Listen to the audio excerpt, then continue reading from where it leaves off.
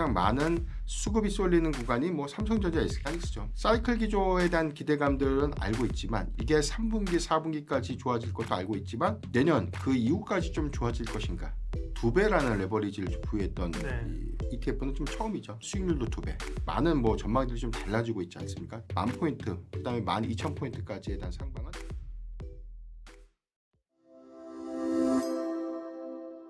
예민수의 경제토크 기업공시연구소 변영인 대표님과 반도체 투자 전략 이야기하겠습니다. 뭐 반도체는 말씀하신 것처럼 반도체 없으면 뭐 포모이고 그죠? 이 지수 수익률을 그냥 쳐다보고 있는 거죠. 예, 그런 상황이기 때문에 이제 담어 가야 되는 거고요. 삼성전자냐 하이닉스냐 이거 고민하다가 놓치지 마시고 둘 중에 뭐라도 2개 다 하면 좋고 그죠? 더 필요하시면 또 스퀘어까지 어쨌든 뭐 많습니다. 그렇게 가고 다만 이제 우리가 생각해야 될 몇 가지 반도체와 관련된 이야기를 해볼게요. 너무 이제 반도체로 투탑으로 쏠리면서 시장에 이제 왜곡 현상이 나고 있잖아요. 이게 지속 가능하겠는가 이런 고민이 이제 드는 거죠. 사실 뭐 우리가 세부적으로 보면 지수의 양극화는 정말 뚜렷하죠. 지수는 역사적 고가를 경신을 좀 했는데 사실 뭐 반도체 투톱 일부 기판주 그다음에 시총 상위 종목들에 대한 일부 로보틱스 관련된 종목들을 좀 제외하면 상당수는 이전의 상승폭을 상당히 좀 되돌린 모습들이 좀 확인되고 있고요. 뭐 코스닥 지수의 연간 수익률을 좀 보더라도 뭐 코스피가 한 90% 정도 올랐을 때 코스닥은 30% 정도 좀 상승을 한 거니까 수급 기조는 코스피 대형주 위주에 집중이 되어 있고 그 대형주 안에서도 반도체 좀 투톱에 상당히 좀 집중되고 있다. 다만 저는 좀 생각의 틀이 좀 달라지지 않는 게 중소형주에 대한 가격 메리트가 있다고 하더라도 지금 시장을 주도하는 그리고 시장에서 가장 많은 수급이 쏠리는 구간이 뭐 삼성전자, SK하이닉스죠. 뭐 외인이 그렇게 많은 매도량이 있었음에도 불구하고 사실 뭐 개인 기관의 매수세가 하방을 좀 지지해줬다는 부분들은 긍정적이고요. 다만 이 상승 기조가 뭐 다른 뭐 반도체 투톱을 좀 제외한 기타 산업군들 주도해서 좀 갈 수 있는 영역인가에 대한 의문이 아직은 좀 있는 것이죠. 왜냐하면 사이클 기조에 대한 기대감들은 알고 있지만 이 성과가 1분기 대비해서 2분기 추정치에 대한 기대감도 남아있고 이게 3분기, 4분기까지 좋아질 것도 알고 있지만 내년 그 이후까지 좀 좋아질 것인가. 그러니까 이 부분에 대한 의문이 좀 남았지만 최근에 마이크론에 대한 평가 가치가 좀 달라지고 있는 것처럼 정말로 장기 공급 계약에 대한 틀을 갖춰가면서 그동안 3년 주기로 반복됐던 반도체 사이클에 대한 주기가 상당히 좀 완화될 수 있다면 저는 해당되는 구간을 조금 더 우리가 기대해 볼 수 있는 포인트는 좀 충분하다고 보고 있고 이 기조라면 삼성전자, SK하이닉스가 10,000포인트 그다음에 12,000포인트까지에 대한 상방은 계속해서 좀 이끌 수 있는 주체가 좀 될 수 있다라고 보고 있습니다. 고민스러운 부분이죠. 사실은 공평하게 행복하게 가면 좋은데 쏠림 현상이 나타나고요. 항상 그렇죠. 시장은 그렇죠. 주도주가 있고 주도주를 가지고 대세 상승장은 가는 거고요. 지금은 누가 뭐래도 반도체죠. 근데 반도체는 너무 갔잖아. 이제 반도체 말고 딴 걸 가야지. 그러면 주도주가 꺾이면 장도 사실 끝나는 거죠, 그죠? 그렇죠. 그래서 반도체가 어떤 이유로 인해서 뭐 가격이든 실적이든 꺾여 내려간다. 그러면 이제 투톱은 죽고 나머지 종목들이 그 자리를 차지한다. 불가능한 얘기입니다, 그죠? 밀리게 되면 같이 가는 거기 때문에 지금은 쏠림이 있지만 뭐 받아들여야 되는 거고요. 일정 부분은 2배 ETF는 이제 상장이 됐는데. 초기라 지금 관심은 굉장히 많습니다. 그죠? 미치는 영향들 어떻게 생각하세요? 우리가 ETF 뭐 지수를 추종하거나 뭐 전체적인 어떤 종목 추종 펀드는 있지만 이게 2배라는 레버리지를 부여했던 이 ETF는 좀 처음이죠. 종목 2배는 우리나라에서 처음이죠.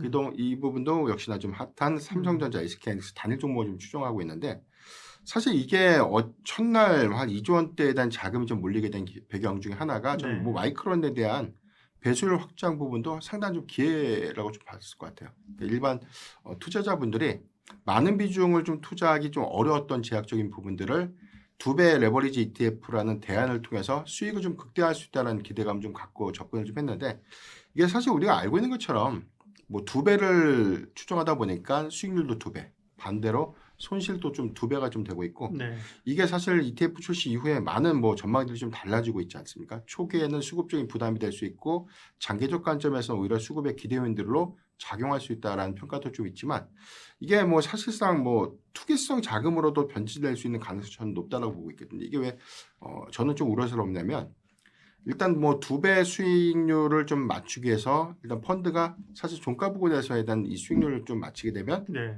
매수 거의 뭐 종가 부근에서에 대한 매수가 좀 진행되기 때문에 그 적은 폭의 호가 움직임들이 좀 달라질 수가 있겠고 반대로 이제 손실률에 대한 어떤 갭을 해지하기 위해서 종가 부근의 매도가 일어나게 된다면 호가의 왜곡 현상이 좀 발생되기 때문에 종가 기준에서 만약에 뭐 한 2% 정도 빠져야 되는데 뭐 4에서 5% 정도가 밀린다. 적은 수량으로 그런 가능성들이 좀 있기 네. 때문에 이게 종가 기준에서에 대한 변동폭들이 사실 정말 이제 투심 관점에서 좀 긍정적인 것인가라는 생각이 좀 있기 때문에 이 부분은 우리가 좀 잘 참고를 좀 하면 좋을 것 같다라는 생각이 좀 있고요.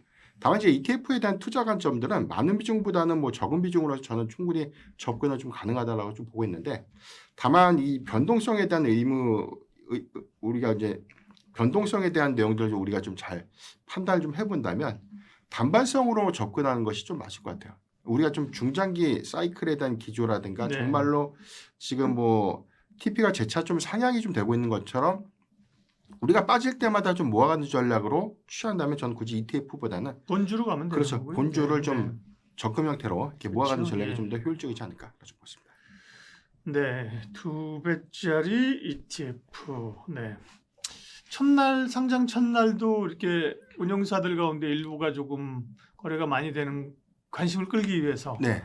조금 뭐 그런 사고 팔고를 했다 이런 게 이제 사실 보도가 됐어요. 네. 대형사에서 보니까 아니 이자들이 말이야 우리보다 규모도 적은데 뭐 이 지들이 막 사고 판 거 아니야 이런 노이즈가 있고. 네.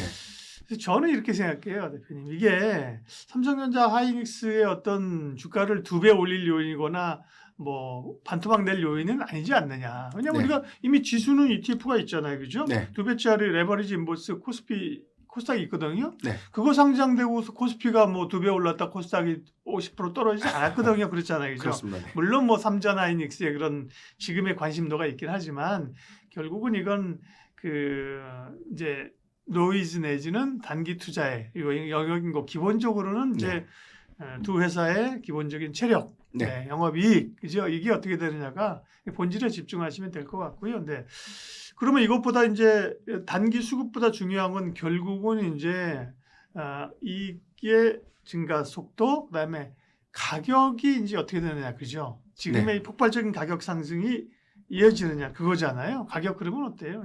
일단 우리가 좀 지난 1분기에서 2분기 넘어왔던 뭐 시장의 전반 메모리 가격의 추정치에 대한 동향들을 보면 뭐 디램의 경우에는 한 40에서 50 정도, 낸드가 50에서 60%, 한 65% 정도 그렇게 좀 상향 제시가 좀 됐었다가 지금 5월이 좀 지난 시점에서 보니까 트렌드 포스가 일단 디램 부분은 58에서 한 63%까지 좀 상향 좀 했고요. 낸드가 원래 70에서 75% 정도 가격 상승 기조를 좀 재차 좀 상향 제시를 좀 했습니다. 이게 4월달 데이터에서도 가격이 좀 많이 올랐던 부분들, 특히나 우리가 수출 데이터에서 확인됐던 전체 수출의 유입량도 좀 좋았지만 수출 총량에 대해서 이 메모리 가격의 어떤 단가 상승 부분들이 이 금액 확장으로 좀 이어지지 않았나. 그러니까 수출액의 전반적인 어떤 확장으로 좀 이어진 점이 확인됐다는 점에서 보면 우리가 1분기보다 2분기 추정 이익이 더욱더 좀 상향될 수 있는 가능성은 좀 높다라고 보고 있고요.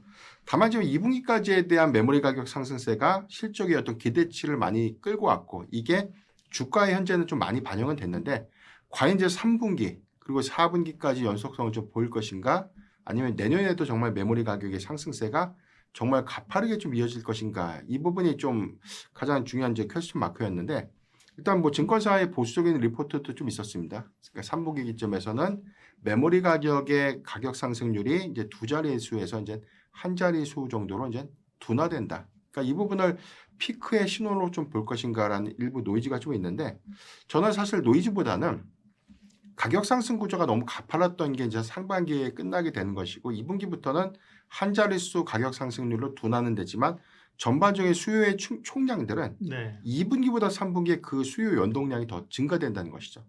그래서 지금 P의 뭐 가격 상승 요인들을 좀 저하는 됐지만 오히려 Q의 그 확장 부분들이 더 지난 2분기 대비해서 좀 커진다는 것들을 좀 감안해 보면 올해 전체 이 매출 총량과 뭐 여기에 관련된 이익 연동량들은 뭐 상당히 좀 안정적으로 더 이어질 수 있다라고 보이고 이 기조가 3분기에서 4분기 더 확장되지는 않겠지만 3분기에서 4분기의 점진적인 확장. 그래서 우리가 1분기에서 2분기가 전체 영업이익 추정치 한 2배 정도 육박하게 좀 보고 있고 3분기까지는 2배 수준은 아니더라도 거의 한 7, 80% 정도에 대한 상승이 이어지고 3분기에서 4분기는 마찬가지로 4, 50% 정도에 대한 증가율이 재차 좀 이어지고 있는 것이기 때문에 연간 추정치에 대한 매출과 영업이익 추정치는 계속해서 좀 증가될 수 있는 요인이다. 그래서 저는 가격에 대한 이 하락의 요인들보다는 수요의 둔화 여부가 더욱더 좀 중요할 것 같고요. 이 부분은 수출량의 전반적인 어떤 총량들이 감소가 좀 됐는지 이 여하에 따라서 저는 피크 논란을 좀 우리가 따져봐야 되지 않을까 좀 보고 있습니다. 다들 이제 그걸 보고 있는 거죠. 네, 워낙 그 가격의 상승률 자체가 어마무시하니까. 근데 그거 자체가 이제 둔화되면 그죠? 마이너스로 간다는 게 아니라 상승률이 둔화되는 시점 그때가 언제냐? 그때까지는 가지고 그 직전에 우린 다 팔 거야. 모든 사람들이 지금 이러고 있는 건 이런 상황인데요. 그러니까 참 그러면서 이제 팔면 또 주가 올라갔고 기억나시겠지만 얼마 전에 SK 하이닉스에 대해서 투자 의견을 하향하면서 130만 원씩 기억하거든요. 그죠? 130만 원 낮췄던 증권사가 있잖아요. 그죠? 네, 굳이 어디라고 얘기 안 하겠습니다. 그죠? 근데 하이닉스가 230 갔는데 그죠? 네. 언젠가 130 간다니까 이럴 수도 있지만 단기적으로는 뭐 설명이 어려운 거죠. 그 당시 제가 얘기하기를 이 애널리스트가 나중엔 맞을 수 있는데 단기적으로는 휴가를 가시거나 상당히 괴로울 거다. 그죠? 지금 얼마나 괴롭겠어요. 다시 의견을 바꾸기도 그렇고, 그렇죠? 다시 바꾸기도 그렇고 130 간다니까요. 이러기도 어려운 상황이고 그렇죠. 예, 그러면 일단은 지금 2분기 실적에 대한 기대감이 견조한 거잖아요. 그죠? 2분기를 좀 확인하는 게 중요하겠네요. 그 다음에 이제 3분기가 어떻게 될까? 반도체에 대한 전략 한 번만 마무리해 주세요.